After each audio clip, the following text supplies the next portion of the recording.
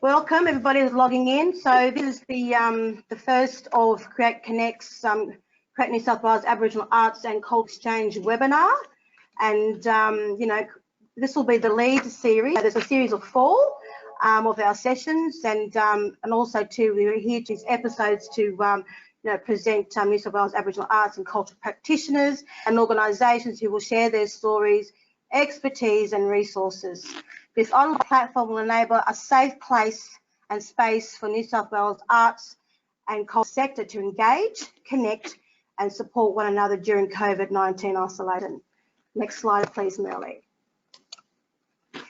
Hi everybody, my name is Bibi Barber. We're getting about 22 people joining us now, and I am the Strategy and Engagement Officer at Create New South Wales, and I will be your presenter for today's Create Connect's Aboriginal and Culture Exchange webinar series. And first and foremost, we need to acknowledge country, and we need to pay our respects to all of our countrymen out there and who's joining us today, and countries where they come from, lands and so forth, and boundaries and borders, and we welcome everybody here today. But we need to pay our respects to the Gadigal people of the Eora Nation, whose land that I'm standing on, but also pay our respects to our elders, past, present and emerging. Next slide, please, Merle. So we want to welcome you all here, and so just before we start the session, we need to do some housekeeping, and so please keep your mics on mute, turn off your cameras while the presenters are on. That'd be fantastic. And for a better viewing experience, please click on the View Everyone tab on the top of your screen, and select View Active Camera. Now, to access the live captions, please click on the link provided in the chat box at the top there in the right-hand side, which is the speech bubble icon that you can now find on top of the right-hand corner. So we've got 22 people in the house. And if you'd like to ask a question, please feel free to use the chat box in the right-hand corner. If you have any other questions about New South Wales COVID-19 funding initiatives, you are more than welcome to call our Aboriginal staff here at Create New South Wales. Their contact details will be provided at the end of this session, and we will also send you the links to these initiatives as well. So also, this webinar will be recorded and published online. Next slide, please, Merle.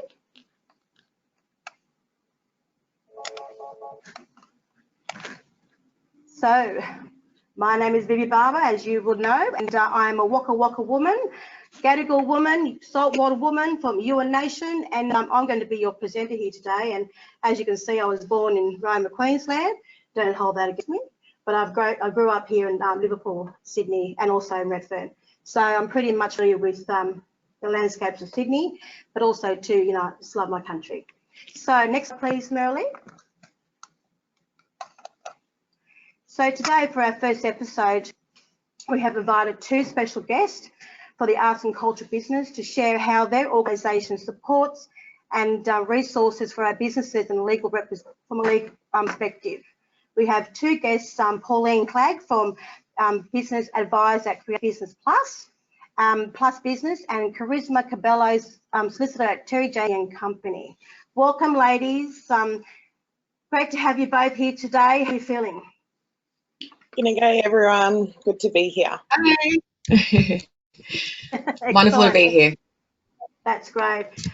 It's good to kind of come into the office, and I think to get out of a bit of self-isolation at the moment. But it's just good to be here in the office at Create. So I'll tell you what, it's a breath of fresh air, and I miss it so much. But anyway, it's good to have you guys with us today. Now, as we go through this, each of the speakers, please note that we'll have a bit of a Q&A at the end each of everybody's presentation. But before we can do that, let's obviously listen to Pauline, because she's going to be our first one cab off the rank. And so let's do that, Pauline, shall we? Yep. Okay, next slide, please. Do you want me to talk a little bit about myself first? Okay, yeah. So so as everyone knows, I'm a Yagal woman from the north coast of New South Wales. I'm a filmmaker and an associate professor at UTS, working in the Resilience Hub at Jumbunna in research. And probably about oh gosh, 26 years ago, I started in the industry in a very quick way. I'd finished a course at the film school and the Indigenous drama initiative through Screen Australia. Back then, the Australian Film Commission started, and very quickly had to set up a business because we got one of the first short films, and owned a company for a very long time, was a freelancer. And then probably about 7 years ago, had to give up the business just because of the cash flows and trying to maintain myself within that sort of kind of industry. Really hard decision to make. And then moved across to places like NITV, now UTS, and also working at Creative Plus Business as a business advisor. I think back when I was at the film school, as a teacher about 10 years ago, I spent a bit of time working with Monica Davison, who is the head of Creative Plus Business, and we worked on a program on setting up dance, a dance program, teaching Indigenous dancers how to get on top of their business. And I think since then, it's always been important for me to give back. As a filmmaker, I do a lot of working with communities, and so working in this field has always been something that's been really important for me to also give back to the arts. Back when I first started, we were all together. Like, I remember going to, you know, parties, and we all sort of kind of knew each other as dancers and artists, and you know, I still have links to places like that. I also run Winter Film Festival during the year, and so I come with a bit of experience in a couple of the different areas, and I'm the first Indigenous author to say this, which is why my nickname is Jeton, which means token in French. We all call ourselves moles. I'm glad you explained that. Yes, just to be straightforward. Jeton is a nickname that because I'm the first Indigenous business advisor for the New South Wales government for Business Connect. So we thought it would be funny to do something about that. So I just might pass on the slide to the next slide. So at Creative Plus Business, we provide education, business advice, consultancy, webinars, resources and content to help you find success in your creative arts. We work with a range of different art fields, and trying to make sure that people sort of kind of, you know, a lot of the time we're working on the big dreams and we get caught up in the creative, and so our work is to try and help you get the tools to make your business a success within that space. I have a question for you, Pauline. Pretty Sorry, much, and if I talk really fast, it's just because I talk fast all the time. That's okay. No, look, I talk fast too. Sometimes I've got to slow down. But look, can you give us an example of I guess, you know, artists who that use your service at you know, Create Plus Business, is how they can create, you know, obviously an avenue for their dreams to come true, or their ideas. I mean, do you have obviously those toolkits, those resources to help navigate them through that? And yeah, just explain that. So a lot of the work, especially in this last sort of kind of month, has been because of COVID disruption. So giving people support in areas of building up their website, working on their social media, finding new strands of income, giving them resources to look into different areas. Obviously, a lot of the work that I do is highly confidential to the one-on-one nature of businesses, but we do a sort of like almost like a mechanical checkup of your business, where you sit, where you're at, where your business is sitting at the moment, and then we sort of kind of spend a bit of time working on what you need to be able to sort of kind of look at your business in a way that helps you sell. So if you're on top of your accounts and other areas, then it's then about, how do you get the resources and tools for marketing or digital presence, or we cover the gamut of, it depends on the person and it depends on their work. In this COVID experience, it's also about well-being. And we're sort of kind of like, sometimes as sole traders, we're alone and we're in the space by ourselves. And so I've spent a lot of my time sort of like being the person that sort of advocates for their business and for them in the well-being of this sort of kind of time and epidemic. Excellent. We've got 26 people joining us so far. So every guys, I just want to reiterate the fact that keep your view camera off and your mics off while we can hear Pauline and Carissa give out their presentation. But please, if you've got any questions, there's the bubble there in the chat box. Please send through some questions because we're here to help you and support you. But Pauline, it sounds amazing. In terms of, I guess, those services, you've seen an increase in obviously clientele coming to see you and asking you for support because of COVID-19? Huge increase. I mean, I got 10 clients last week. I only work part-time. I work 1 day a week with Creative Plus Business. And so we've seen, you know, and it's because people are trying to get on top of JobKeeper. They're trying to get on top of how to get income into their space. We help with grant writing sometimes. You know, it just depends on what the services are needed. Next slide, Pete. I'll just show you the team. We're sort of kind of a niche. Sorry, next slide, please. I talk too fast. Tell me to slow down, baby. No, you're fine. No, you're going well. Our team is predominantly females, all in the arts industry in some shape or form. We're a mixture of musos, gallery owners, festival directors, yoga. Like, yeah, there's a whole range of mix of all of us, and we're here to try and help support as much as possible. So next slide, please. Excellent. So Business Connect, for those people that don't know, New South Wales government runs a free sort of like service called Business Connect. It offers 4 one-hour sessions with advisors like myself to look at your business and to give you the resources and tools. You have to do the homework really at the end of the day, but we give you the sort of kind of support and the boost up for that area. So you'll be able to obviously use some tips on the way that artists can build and develop their market online too, you know, to go into the digital realm of marketing. Yeah, and like last week, just by chance, I was hungry for bush food and went to Indigenous to get some lemon myrtle, and we just shot a little bit of them throwing lemon myrtle leaves to me, and then I made a little video for them and put it up on the site.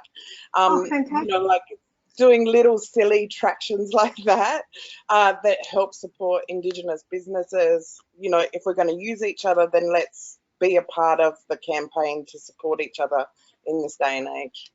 No, that's fantastic, because I was going to ask you about any obviously tips for, you know, really good social platforms to do that. I know you have, you know, Facebook, you know, many others out there, what do you call it, Snapchat, all these ones that, you know, and Instagram.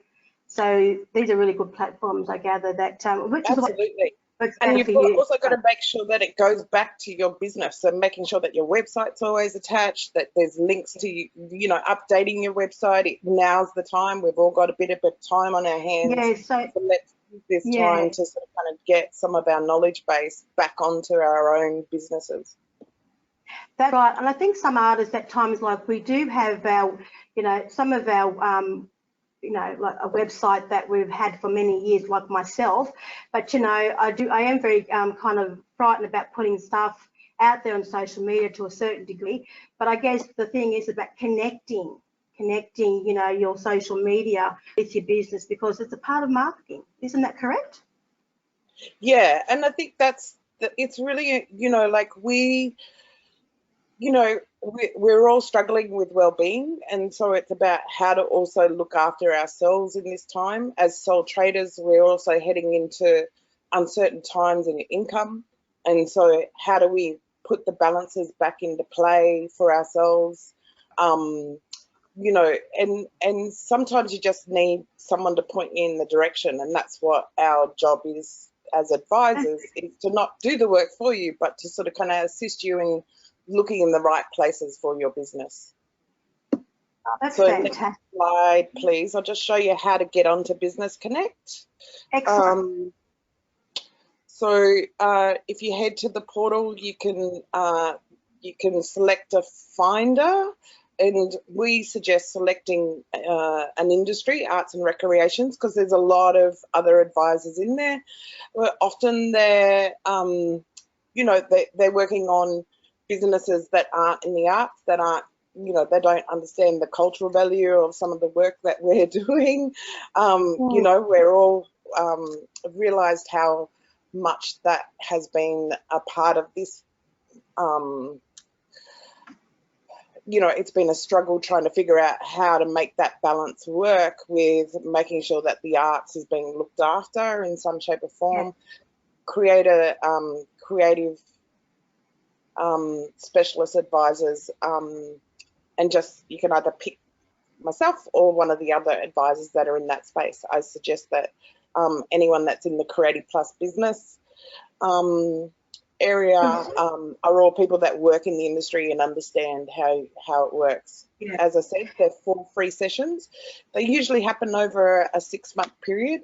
We were doubling up on meetings just because of COVID at this time, but we and also because the government wasn't funding us past 30th of June, and we just got news last week that we're going for another year.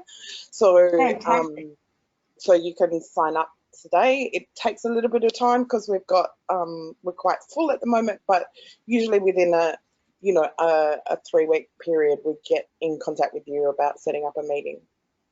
Obviously all sessions are confidential, and you get the free support. You know, either you could, if you want to do a business plan, like just say if you're going for a grant, if you want to do a 2-hour session rather than just 4 1-hours, you can do 2 2-hour sessions. It just totally depends on what your needs are at this time. So in terms of artists, yeah, trying to find, I guess, you know, I mean, how do sometimes they need to explain exactly what their forte is in terms of either a designer, you know, a visual artist, you know, dancer, you know, a poet writer, a writer in that, and you know, to obviously critique their skill sets, but also to amalgamate that into a business. And it's fantastic you have this you know, resource that you know, Aboriginal artists and you know, art workers can tap into if they want to be creative and create their own business. It's great. Yeah, yeah. So we also hold on our own Creative Plus business website webinars, free webinars. We did one a couple of weeks ago called I Will Survive. I know Screen New South Wales is doing other ones with Monica Davidson, the head of our team. And tomorrow we've got one about crisis marketing, how to go through the 10-step strategy to look at your marketing at the moment. Next slide, please. Excellent. So this Creative Plus business website, you can always go onto the newsletter down in the corner and sign up if you want to just get a part of the free resources and webinars that we have. Yeah, and that, I think that's it. Next slide, please. Q&A, if anyone wants any questions. Excellent. So, and one thing I do have to say, can I just say before you finish, Phoebe, one of the things that my mum used to always say to me is that we are a culture of excellence, and we wouldn't have survived 60,000 years if we weren't excellent at what we do. And I think that part of that is that we learn to adapt really well, and we know what it's like to be in this space of the poverty, sort of kind of the, you know, like trying to figure it out. And we know that there's probably a playing field that's going to shift in this next period. And so let's make our culture and our businesses excel together in the next stage forward. Thank you. I love how you do that. Thank you so much, Pauline. It's been a pleasure to have you on board today in this webinar, because you've got valuable information and resources for us to tap into as artists and as sole traders, really, and to create our own dreams, but also too is to respect how culture plays a massive role in our art forms, and to try and translate that into a business. And I think having you there and having obviously other businesses out there that can support us in this time of COVID-19 is just remarkable. But do we have any questions for Pauline? We've got 24 people in the house, and we're wanting some questions from the chat room. So if we can get some questions coming in, that'd be great. But other than that, we can therefore proceed to our second special guest speaker. So, okay, we're looking at the chat box here and see if we can get some questions coming in. Yeah. Okay. Excellent. Mark, yeah, we've got about 24 people in the house. We've got, yes, I'm just trying to go through some of these questions here for you, Pauline. So if people want to put some questions in the chat box, we can therefore give them to Pauline to help answer those questions for you. But if not, we can always catch up in the yarn scene afterwards when we all come together for a big yarn up. So please, thank you, Pauline. Thank you so much for being our guest speaker today. And so stay around, because we're still going to have a chat with you later. And so we need to welcome our next special guest, and her name is Charisma Cubillo. Next slide, yes, there we go. Charisma. Hi, everyone. How are you? All right, shall I start? Yes, absolutely. Wonderful. All right, yeah, hi, everyone. Thank you all for coming. I noticed there's a mistake on the screen, so my name's Charisma Cubillo. I live in Sydney. However, my Indigenous heritage is from Darwin, the Larrakia clan. And I have been with Terri Janke now since September 2017. And I was recently admitted, and I've been a solicitor now since January. Next slide, please. So I don't know if many of you know who Terri Janke and Company are. But here is our team on the screen. So who we are is we are 100% Indigenous owned and managed, and the majority of our staff are Indigenous themselves. So we are an award-winning Indigenous law firm, and we empower clients to achieve success in business and innovation. We've been operating since 2000, and we specialise in commercial law, and we also lead in the area of what we refer to as ICIP, and that stands for Indigenous Cultural and Intellectual Property. Next slide, please. So I'm very sorry, I feel like there's quite a bit of information to go through, so bear with me. Take your time. Wonderful. So I guess over the next 10 minutes or so, we're going to be looking specifically at three things. We're going to be looking at copyright, contracts, and ICIP. So what is copyright? Copyright is a collection of rights that automatically vest to someone who creates an original work of authorship. So it is also a legal framework which artists can control the reproduction of their art, their music, dance, performances, film, and sound recordings. And yeah, this is one of the protections that fall under intellectual property. So intellectual property is a category of property that includes intangible creations of human intellect. So there are many types of intellectual property. So there we raised one on one each. So there's copyright, there's also patents, there's trademarks, and trade secrets. So what are contracts? Sorry? Yeah, so I was going to ask you a question. Can you kind of explain to our audience the difference between IP and ICIP in terms of the legal difference in it? Yeah, sure. So ICIP, it refers to the rights that Indigenous people have and I guess want to have to protect their traditional arts and culture. So ISIP in a short way is, this Indigenous cultural and intellectual property, and it's also referred to as cultural heritage. So it refers to rights that Indigenous people have. Some examples of that are, it's a very broad range of rights. So for example, there's literary, performing, artistic rights. Languages also fall under that. Types of knowledge, spiritual knowledge is an example, intangible and tangible property, cultural property, remains, so ancestral remains also fall under ISIP, cultural environmental resources, sites even fall under that, and documentation of Indigenous heritage. So there's a wide variety of things. It is. It's a massive scope of IB law, isn't it? And especially, you know, Indigenous culture around the world, but also, you know, us being the oldest living Indigenous culture on the planet, you know, it's obviously very, you know, very interesting for us to understand how that plays out here.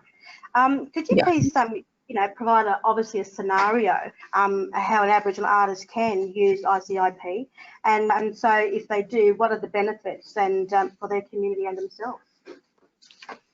Okay, so, well, it kind of interrelates with intellectual property. So ISIP is that list of examples that I gave you, but then we have intellectual property, and they, so copyright and trademarks, for example, they protect a certain amount of things. And we encourage our clients to protect their ISIP. So they first need to sort of recognize what that is that they're trying to protect, and if they can in fact protect it under the legal regimes that we have. And for example, clients that we have, if they have artworks, for example, we'll ensure in their contracts that they have in place clauses that recognize the ISIP that they have in that artwork. And we will ensure that that's protected by having that written out in the contract. So an example would be protecting their rights and also their clan rights as well in that artwork. Yeah, because Lewis Burns had that question, was wanting to know about ICIP, so he's quite happy with that response. But no, that's fantastic, because it does. I mean, with ICIP, you know, we're talking about communal rights also too, like, you know, song lines that have been passed down. And so, you know, how does that kind of, you know, flow into in the visual arts scene or dance and music and so forth? So these are things that are passed down and can be, you know, tangible to community, but also within the world of IP law. So thanks for explaining for that. Yeah, excellent. Okay. Excellent. So should I move on to contracts? Yeah. Yes. Let's go to the next slide. Cool. Please, Marilyn. Oh, no, not the next. Go back. I've still got more to talk about. Okay. Yeah. I'll go back. Yeah. So go to the, yep, cool. So we're going to move on to contracts there. So contracts are these legal agreements that artists enter into for sale or for a commission or for license. I'm just going to talk about that really briefly. So a sale is a formal contract by which a seller agrees to sell and a buyer agrees to buy. So under certain terms and conditions, spelled out in writing in the document signed by both parties, this will become the enforceable contract. A commission is the act of requesting a creation of a piece of work. So let's say an artwork on behalf of another. An artwork may be commissioned by either a private individual, a business, or the government. There's also licenses, and this is essentially renting out your artwork to companies to put on their products, to put out their products, sorry. So the next lot of rights is ISIP, which I've just touched on. And what this does, it allows you, I guess, the right to protect the traditional knowledge and sacred cultural material, the right to ensure that traditional laws and customary obligations are respected, particularly if there is money involved. It's also the right to be paid for the use of ISIP and the right to be attributed. Yes, we have a question, Cubillo. It's a charisma. We have a question from Matt Fellingham, and he was saying that he would love to speak to you regarding artworks and information on work. So you've got someone that's obviously very keen to have a chat with you later. Cool, perfect. Next slide, please. Awesome. So what we advise is that you use IP laws, develop protocols, and use contracts to reach an agreement on terms of your work in order to appropriately protect your artistic work. So under IP laws, we have copyright. So this can assist artists in controlling over who uses their works and recognizing their authorship. So basically, as soon as a work is created, there is no need for registration. Copyright already applies. There's also a thing called moral rights, and moral rights are in copyright, and it basically gives artists, performers and filmmakers the right of integrity and attribution. Performers' rights also give performers the right to consent and say no to people recording their performances in either film or sound. We've also got resale royalties. And these are important rights when visual artists' works are resold. A 5% royalty is payable on some of these resales. The Australian government appointed the Copyright Agency to sort of manage this scheme. So if you don't know about that, I suggest you look into that. Excellent. There's also, so there's also trademarks. So trademarks is a type of intellectual property consisting of recognizable signs, designs, expressions, which I guess identifies products or services of a particular source from, I guess, other competitors. So I guess trademarks for us especially is a very, it's a growing area that artists are using, especially, and collective organizations. They're using it to sort of create strong brands. So trademarks can be registered with IP Australia. Once it is registered, it is registered for 10 years. And it can be renewed continuously as well. And there's also an innovation pattern you can actually have too on one of your on a design on it. Yeah. And that's like, how long is what's the length of that? Sorry? What's the length of that, of the innovation pattern? What's the timeline? I think it's changed. I think it might be 5 years or 10 years. I'll have to confirm that. Excellent. So in terms of attribution, I just want to just kind of backtrack a little bit. With attribution, I mean, sometimes as artists, when we are giving an image to a gallery or to anyone for, publications for marketing, obviously in terms of a better and respecting your, being attributed, it's that moral rights for them to present that image in such a way that, it reflects the respect of your work and, and it appears to the outside world.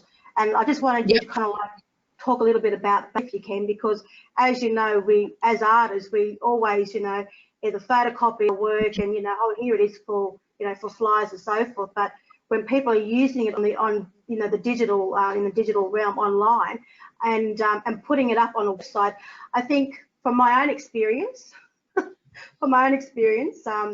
having a high resolution image on the internet is not the best idea. I can agree to that. No. Yeah, sure. So be aware, of course, if you are putting your work online, especially if it's highly visible and the details are all there is a risk that someone could copy it. And of course, if you do find out that they are copying it, you can say that they're infringing it and you'll have to go through the process. But I would imagine if you don't want it to be stolen, you can even put a watermark on your work, for example, to stop them from copying it. And even put a little copyright sort of disclaimer as well on the work to ensure that people are on notification or that it's yours, that it's your work. Excellent. And in terms of works in general, when you do that, put it online, and it is a communal work, what is the ICIP, your traditional knowledge or the law, LORE, how is that kind of attributed to the community in terms of, work as a communal work? Do you need to kind of attribute the community at large, or you just as an artist that's, obviously negotiating for those and things like that? Yeah, no, definitely. So we I guess in all of our work and all the artists that we deal with, we try and embed in their head that they should do the right thing by the community. It's not just them as the individual, but it's also their community that would be affected. So we either ask them to go back to the community and ensure all the right consents and consultations are in place for them to put this artwork up. And then if they, of course, approve, then the right processes should be in place to ensure that the artist is recognised and the community as a whole. Right, because I know that, you know, when I used to work for Arts of Australia and as the Artists in the Black coordinator, we obviously saw a lot of cases coming to light where, you know, people overseas and big name brands are taking, you know, images and reproducing them onto, you know, sportswear and things like that, and all different things, and the struggle for overseas. And this is what I think, you know, all of us artists need to know is that, you know, it is a struggle when someone does take your work and from overseas off the internet, you have to go into that realm to fight them in their law system in their country. So can you explain a little bit of Charisma? Can I explain? Sorry, can you repeat that last bit?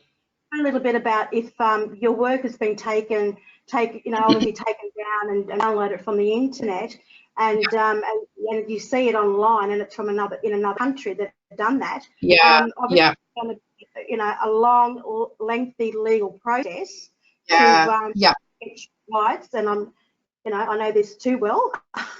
you know, 7 years in the making, but it gets quite you know, quite stressful for artists, but also too, if we can prevent that, and obviously the tools that you've told us today about, you know, the watermark and making sure that when you're uploading your images, it has to be done not in a high res format, in a formation, because that's exactly what happened to me. It was high res, you know, I want to see my work, it's beautiful. No, I'm not biased, but the thing is that it's having that knowledge, and I didn't have that knowledge then, and it's so really good to have, you know, the knowledge we have today for the next generation and for artists to protect themselves.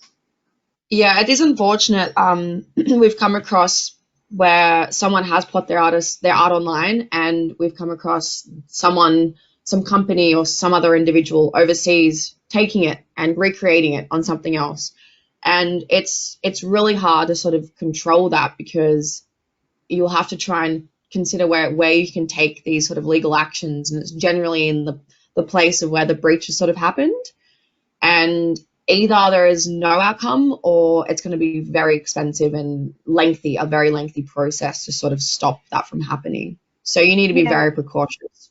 Absolutely. We've got a question from Lewis Burns, and he was saying that he has done several companies around the world using, you know, his designs without his permission. I mean, you know, it's rampant, really, isn't it? I mean, just, you know, a couple of weeks ago, we've got the one from, you know, a Kunji artist and their works that are in the USA. I mean, it's amazing. We've got a question from Tammy. Can you put an example of a situation where something went wrong because of ICIP was not protected? Yeah, sure. So, well, okay, every time we deal with an artist, we ensure that everything is written in their contract that protects their IP and their ICIP. And there was an instance where a client did not put in their contract all of the ICIP that they were dealing with and what should be protected. And that other party had, in fact, started to use the ICIP and benefit from it, and it was not theirs. Right. Yeah. Yeah, we're seeing a lot of that, aren't we, within the arts industry, and I think there's a resurgence come back of where, you know, we are connecting more with our culture, and wanting to protect it even more so today. But also too is about the identity of connecting back to country, you know, where you're from, and obviously the motifs that are in that region. Where we come from, the song lines, how can we kind of, you know, embellish that into our designs and into our creative process, whether we're doing dancing or visual arts or poetry. And I think, you know, having the communal support behind you through the knowledge holders is just so important. And there's a question from Lewis Burns. Lewis was saying that he could never afford the legal help. I guess, you know, you know, you guys are fabulous there with Terri Janke and Company and yourselves. And also too, there's artists that obviously, you know, are struggling and can't afford the help. So we obviously do have Arts Law of Australia, which has got the AIB services there for them to tap into, because then they get the support there also and be referred. And I guess Terri does that too, because I know she works a lot, you guys a lot with Arts Law of Australia to help navigate that. She does. Yes, we do have a lot of clients come in and they either deal directly with us or Arts Law. There's also pro bono that some law firms can do as well, but there's only a certain amount of hours that law firms can really assist with. But that is one option that may be available as well. Does Terri kind of deal with that, some of the pro bono? Does she do pro bono at all? Yeah, yep. So every lawyer is required to do 35 hours of pro bono a year. I know Terri Janke was so busy. I think we've actually exceeded the amount of pro bono that we do, and I think that generally happens for most law firms. Yeah, excellent. Lewis Burns, again, he was just saying that he's getting help. He was just saying here he's getting help with one of his cases in the UK. So, you know, that's just incredible. Like, you know, guys, look, keep the questions coming in, because this is really, really good and important information we need to know about protecting our culture, but also protecting your rights and your moral rights is the most important thing. Because without, you know, not knowing these, you know, these resources, we're just, well, where do we go? What do we do? I mean, I know for myself, 7 years ago, I had no idea. And so now, you know, knowing what I know, I can see that, you know, we need to know more and we need to protect it more than ever before. Lewis Burns, he's also here, he's on a roll. He's on a roll. They may even refer to WIPO. So yes, do you want to talk about a little bit about WIPO, Charisma? Have you had much affiliation with WIPO? Obviously, Terri has. Terri has. I haven't actually, not so much. Yeah. No, yeah, yep. Thank you. Yeah, WIPO is the World Intellectual Property Organisation, for everyone that wants to know, that deals with TK and TCEs, which is traditional cultural expression, and obviously, you know, getting you know, a mechanism, a law of protecting culture around the world. So we're obviously under the UN, trying to get to know the, you know, the human rights of peoples to be respected and protected. And so this is pretty much what WIPO and the UN are trying to do within that space. But we have a question. Now the questions are flowing. Lorraine Riggs, do you have any tips or strategies for managing ICIP on community-based projects? And different people in the community have different opinions on who the knowledge holders are and who can and give the authority. So this is, that's a good question. That's a good question, sis. Would you like to answer that, Charisma? Yeah, I'm going to break it down a little bit. I guess we're dealing with large community-based projects as a whole. You want to sort of ensure that we'll go through this soon. There's 10 true tax principles that we tell our clients to go through when you're dealing with anyone, especially large community-based projects. But in terms of seeking consent and from who, it's a bit tricky, and I guess we've had issues with this, trying to find out who are the relevant people. I know land councils also help with trying to figure out who are the correct people if you don't actually know who the direct clan or group are. But yeah, actually, we're still trying to figure that out ourselves. But generally, what we found when we do talk to groups, they will have particular people in that group that generally make most of the bigger decisions. Right, and that's generally through the land council, is that right? Yeah, yes, that's correct. Right. And what about obviously elders in the community that's known to be, you know, traditional owners or, you know, custodians? Obviously they would have you know, obviously some authority of knowledge being passed down. And, Yes. and I know Lewis has asked another question that he thinks, no, not the local Aboriginal land councils.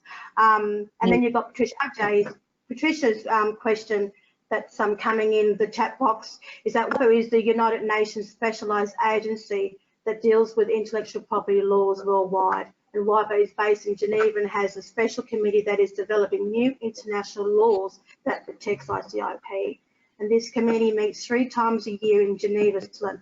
So I was, it was opportunity of a lifetime to be a part of that 2 years ago, and to be on to co-chair the caucus, the Indigenous caucus, which was amazing, but an incredible opportunity to see that we're not alone in this fight to protect, our cultural rights. And so thank you for that, Trish. That was an excellent information to share. So yeah, so any more questions, guys, please, stream through. The chat box is there. Just type it in. We're happy to keep talking. Charisma, do you want to add any more to that? You mean to the questions or to the presentation? Well, to the presentation, yeah. We've pretty much. I've got plenty more to go through. Awesome. Okay. So we've just touched on, I guess, IP laws. It's one way of, I guess, assisting Indigenous artists. But another thing we touch on is protocols. So we've got our True Track principles, and they form the basis of protocols for us at Terri Janke and Company, and we've found they've been very successful. I will talk about them at length in the next slide. So as I guess the legal system is slow to protect Indigenous cultural heritage rights, many people have looked to these principles.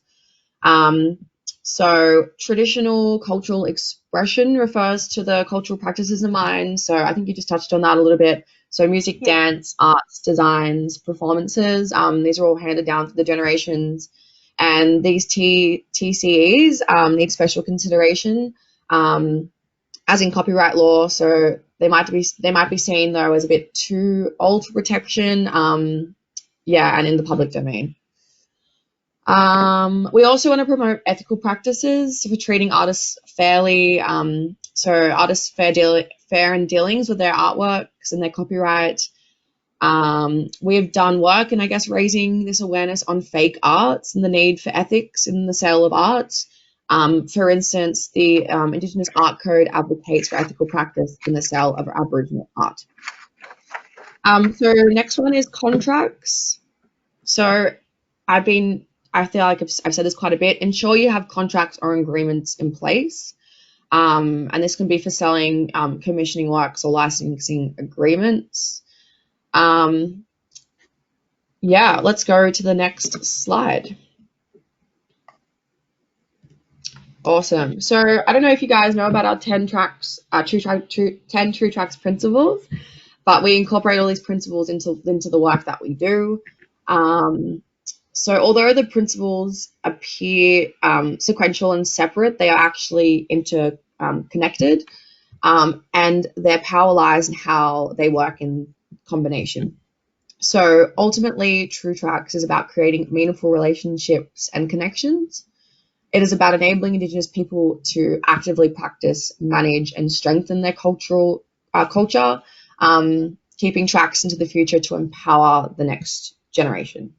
So I'm just going to touch on each of these principles.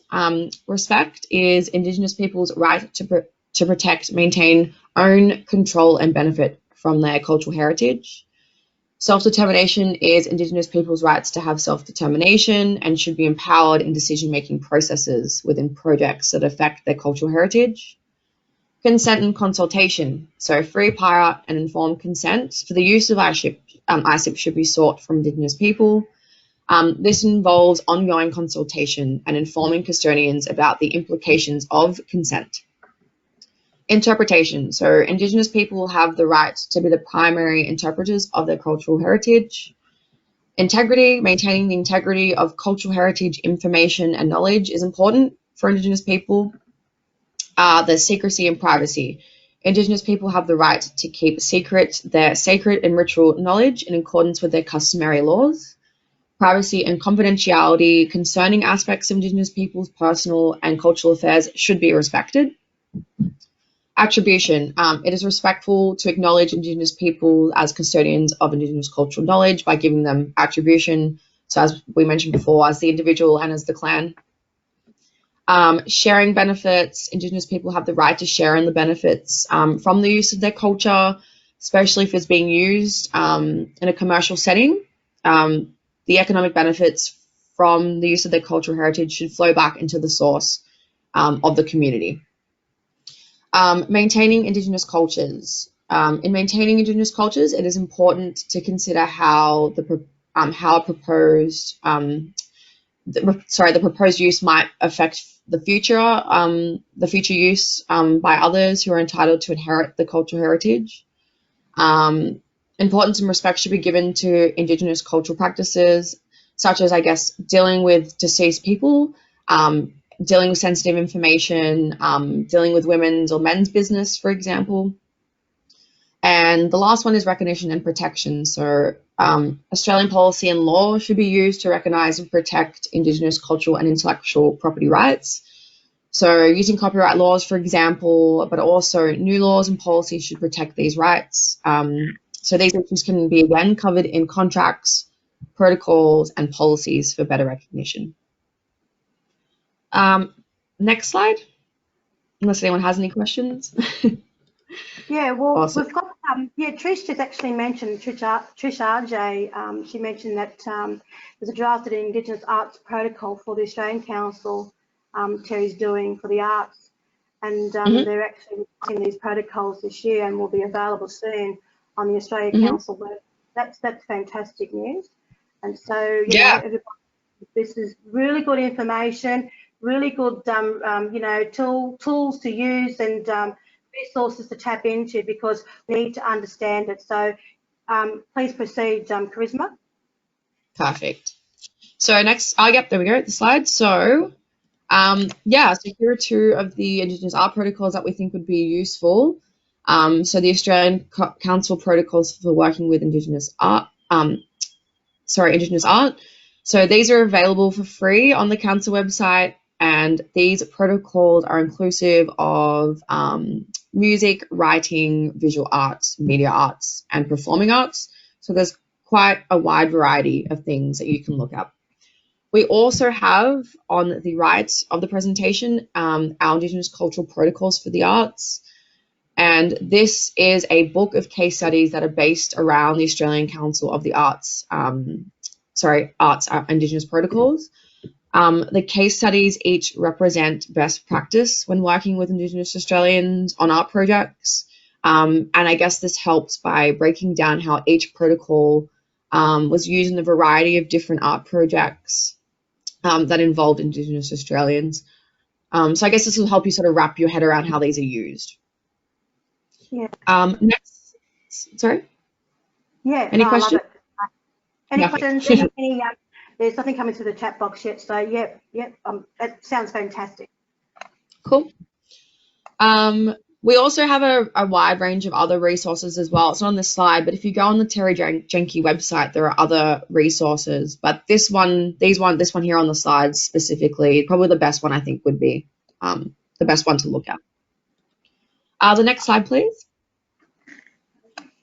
And I guess this is just my details. So if anyone has any other questions or wants to shoot me an email, please feel free to do so. There's my email, our contact number, and yeah, thank you all for listening today. Thank you, Charisma. That was fantastic. I think it's so important, and it's an opportunity now for everyone in the chat box to have a bit of a Q&A with you.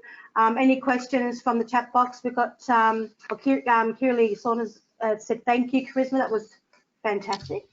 And so any more questions, guys, keep bringing them in the chat box, and we can give them. Oh, we got one from Matt Bellingham. Thank you so much for the information and presenting. So that was fantastic from Matt. And so now to the audience, we're going to have a big yarn up. And so you can open up your cameras now, and you can ask some questions, and we can see your deadly faces, and we can have a chit chat. So Pauline, you there with us, sis? Back in. Yep. Excellent. So if everybody wants to come into any questions we have that for discussion, we can have a chit chat now with everyone. So we can see your faces if you like and take your mics off. But if you've got a question, put your hand up like this so I can navigate and chair it, and we can flow these questions to our presenters. And Lewis loves Terri Janke and Co. and yourselves, so that's fantastic, Lewis. I do too, we all do.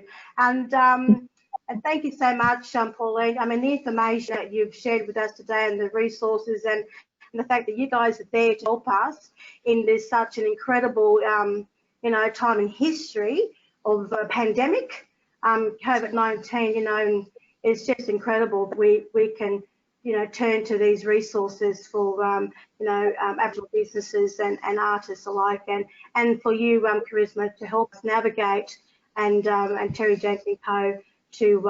with Janke and Co. to help us to know the legal ramifications of what we're doing within that space of, IP law and ICIP and it means for us. But any questions we have, can you please turn your mics on.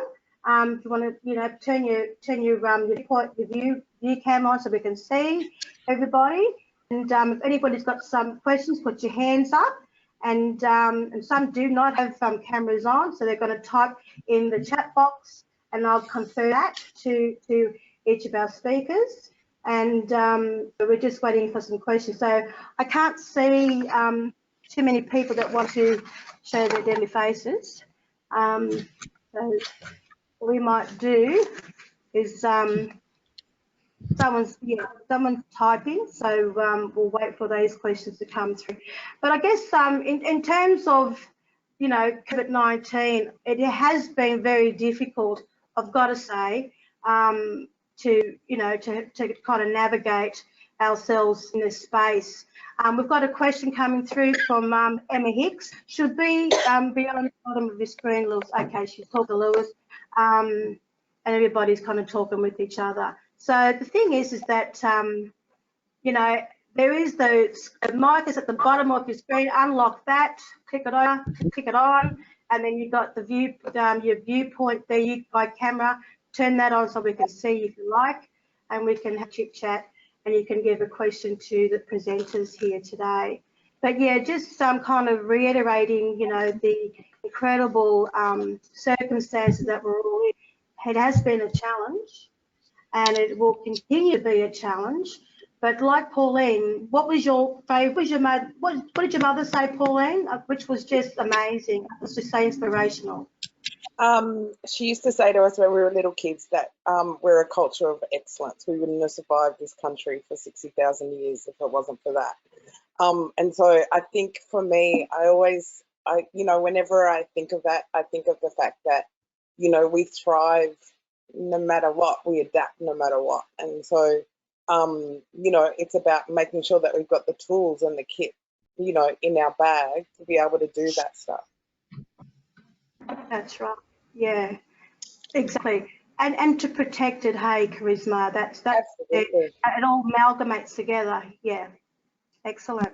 And also because in this online world, right, you've got to think about the fact of how do you, I'm a filmmaker as well, and how do we not put everything up online, and how do we teach Indigenous knowledge at this point? Like I'm working with the Townsville mob at the moment on how to do resources with them when we teach Indigenous knowledges by being with each other and learning from each other. So how do we do it in this online space and still maintain some cultural value within that? That sort of stuff's really important for us to have those discussions while we're also doing the business. Oh, absolutely. We've got a question from Mark Sadler. It's pretty much saying that, he'd be great. He's the director at NSW, New South Wales Aboriginal Tourism Operators Council, and he was saying it'd be really fantastic for him to have a chit chat with you guys in regards to New South Wales Aboriginal tourism. So fantastic, guys. I mean, this is why we're doing this. These connections. Create New South Wales is doing these connections, these webinars, so we can all stay connected through COVID-19, but also help navigate and build our business. And obviously, we'll be talking about digital platform protocols. I mean, something, probably a question I wanted to ask you, Charisma, about that in terms of going into the digital age even more so for artists, and in terms of, you know, Indigenous content, and, you know, who has the authority if we was to do it from a communal perspective. You got an answer for that? Sorry, can you repeat that? Sorry. Yeah, the digital platform, like, for example, if we have what are the protocols we were to use ICIP images or image of our culture on a digital platform, what are the steps for us to get that communal, you know, approval, and to do that, because we're talking about knowledge and we want to translate that into our own, you know, solo visual and business, and we wanted to use that information and put it on the digital platform. But obviously there's ICIP issues that could stop us doing that. Have you seen some of those issues over the last couple of months or years that you've seen? No, I feel like artists generally that we deal with have their own little style. It's their sort of artwork. They're not really directly dealing with another clan, but they always do make sure they do the right thing and ensure that they are being respectful and that they are getting this consent, just in case if there's any issues down the track. And I know a lot of those have dealt with, I imagine, family that they already know sort of who they should be speaking to, but then if they don't, they would generally deal with land councils or larger Aboriginal corporations to try and seek where to go for that consent. Right, okay. We've got a question from Tammy saying that should we be aware of, you know, obviously the pitfalls or that, but also too, just to be careful about promoting on social media without getting the right consent. Because social media is, you know, proving to be, you know, an interesting platform, but also can be a very dangerous platform if we don't use that right. Yep. Okay. So I guess, sorry? Yep, you're right. You go. Just, I guess, with advice with that, I've seen lots of people put their things up on Instagram, for example. By all means you can, but what we touched on before, just try to avoid the detail. Make sure you maybe put some watermarks on all the images you put up, any sort of copyright disclaimers as well. Even on your website, make sure you put that on the photos on the bottom of the website, and just make it clear that this is your work. Yeah. Excellent. Pauline, Tammy's asked a question to you. I'll just put a question up here. It's a question for Pauline about, let's get that here. It's all coming in thick and fast. Where are we, Pauline? There we go. Question from Tammy.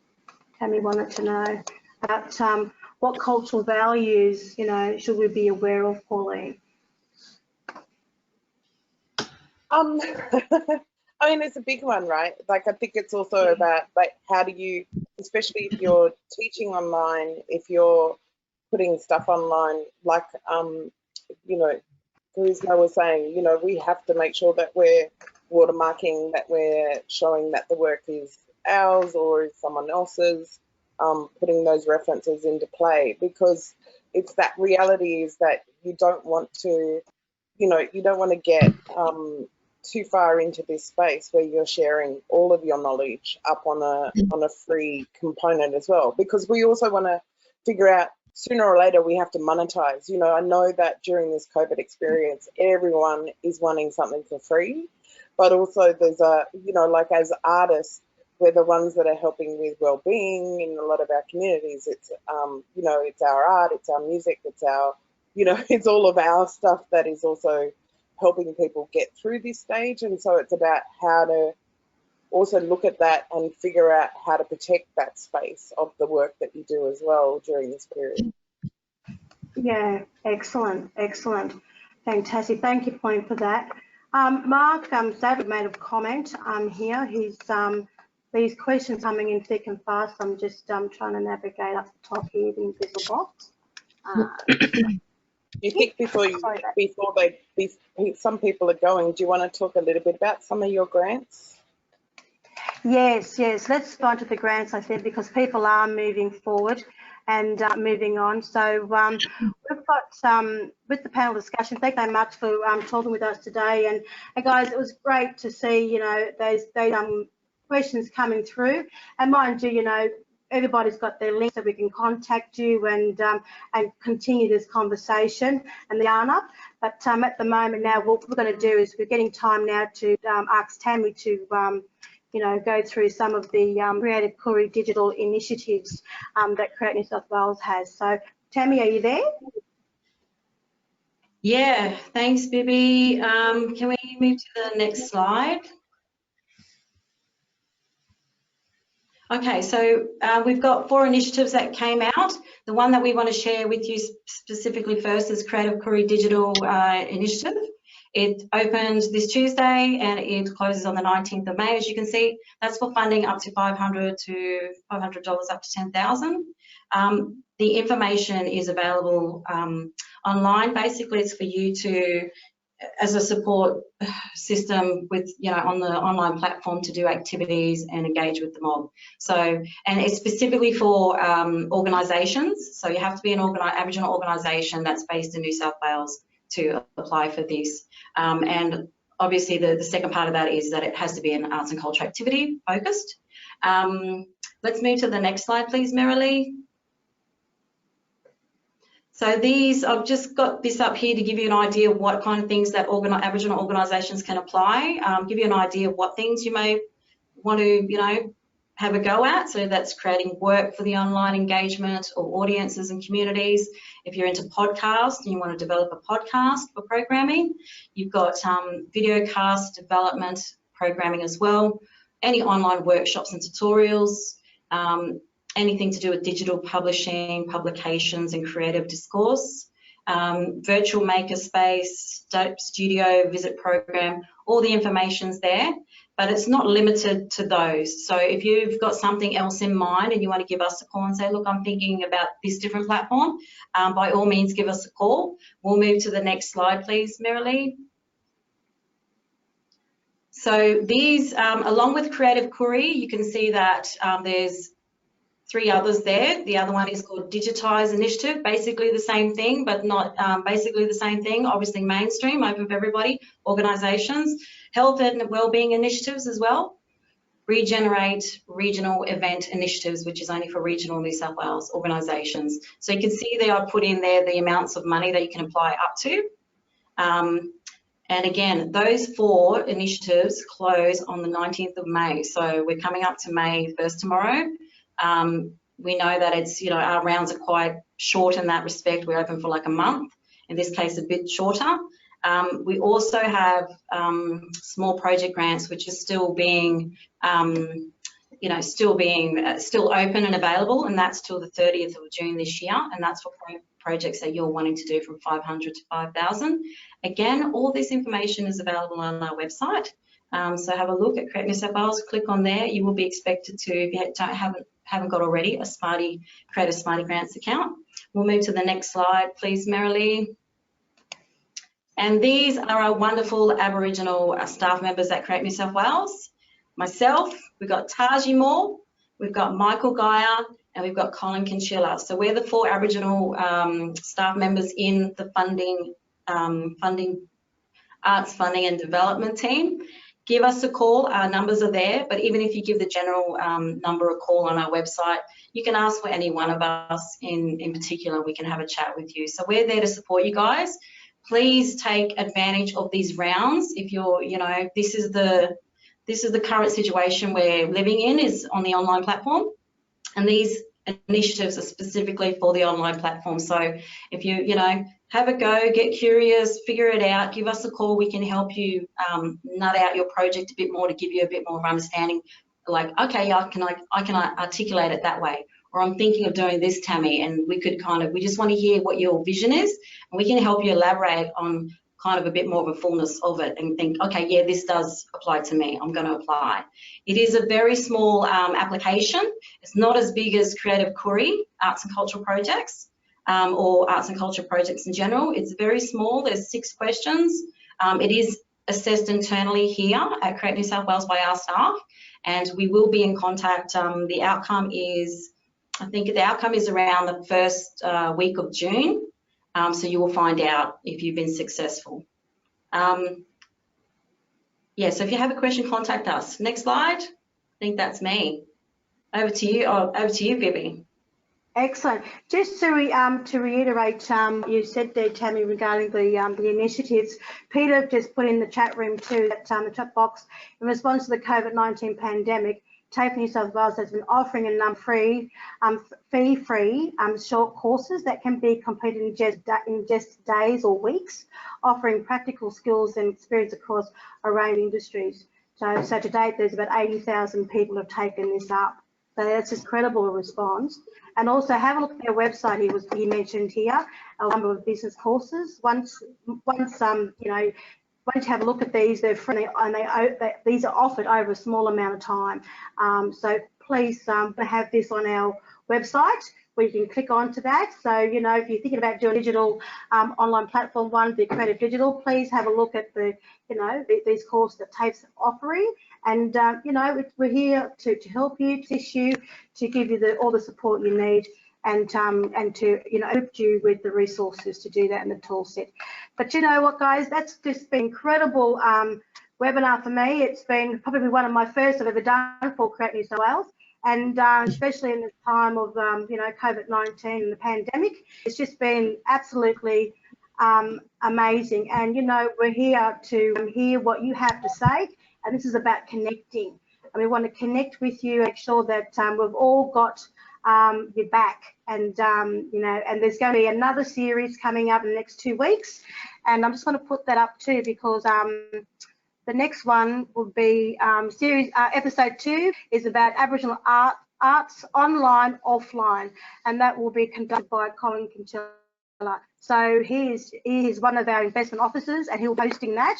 And the speakers will be Lily Shearer, Mark Ross from the theatre, music sector, and checking out to find more of who's working and navigating their way and their practices within this space in terms of our lockdowns that we're in, isolation.